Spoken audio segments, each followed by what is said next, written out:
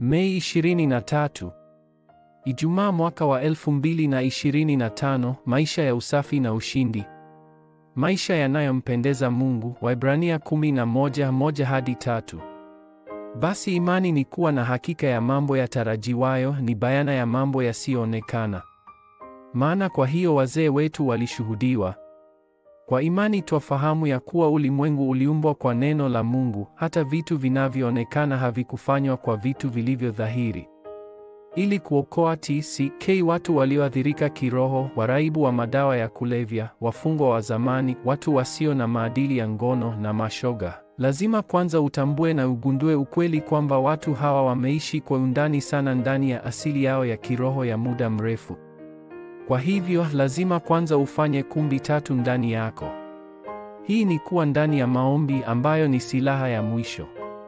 Lazima pia ufanye batizan halisi ndani ya biashara yako. Makanisa lazima yapange timu za uponyaji ili kuwatunza watu hawa. Makazi yanapaswa kufanywa kwa ajili ya makabila mbalimbali ili waweze kupokea mafunzo. Katika ukumbi wa watoto, maeneo ya kupumzika yanapaswa kufanywa. Zaidi ya hayo, lazima ufungue zama za wikendi ya siku 3. Siku ya Ijumaa lazima uanze huduma kamili ya uponyaji. Jumamosi lazima ufungue macho ya remnant na uwasaidie kujieleze kwa kutengeneza kazi bora. Siku zijazo za remnant zitapata umbo na kuamuliwa kulingana na aina ya utamaduni uliowaathiri. Zaidi ya hayo, lazima uone neno, majibu ya maombi na mkondo wa uinjilisti siku ya Bwana. Ni wakati huu wanafunzi wa kweli ambao wako tayari kuhatarisha maisha yao watatokea. 1. Maisha ya usafi na ushindi. Usafi ni kumiliki moyo wa Kristo. Dhana ya usafi ambayo watu wa Kiyahudi walikuwa nayo ilikuwa na mizizi katika sheria au uhalali. Hata hivyo, dunia haiwezi kuokolewa na sheria tu.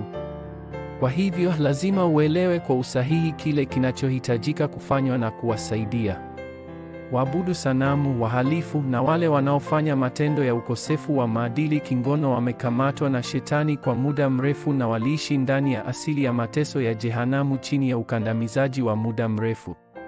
Kwa hivyo, lazima ulete uponyaji kwa mioyo yao na nafsi.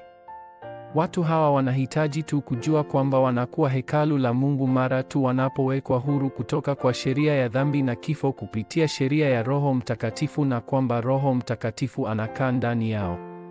Muhimu ni kuomba na kupokea kujazwa kwa Roho Mtakatifu. Njia ya mwisho ya usafi na ushindi ni kufa kwako mwenyewe na Kristo kuishi ndani yako.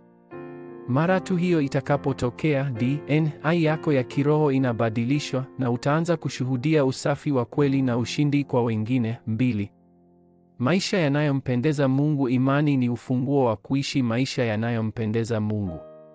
Na kushukuru kwa kile ambacho Mungu umekupa na kufurahia kikamilifu. Lazima ugundue maisha yako uliopewa na Mungu, vitu na shamba la kuwa na mafanikio ya kweli. Swali la mwisho linakuja kwa utaweka imani yako kwa nani? Mara tu unapogundua pekee ndani ya vitu vyote, majibu ya kweli ya pekee yatadhihirika. Kisha kila wakati utasubiri upekee na changamoto kuelekea uumbaji upya katika mashamba yote. Ombi la agano: Mungu Baba, nipe nguvu ya kuokoa wengine kihalisi. Unapofungua zama ya wikendi ya siku 3 na kumbi 3, ni waokoe watu wa makabila mengi, wale wanaohitaji uponyaji na remnant. Katika jina la Yesu Kristo ninaomba, amen.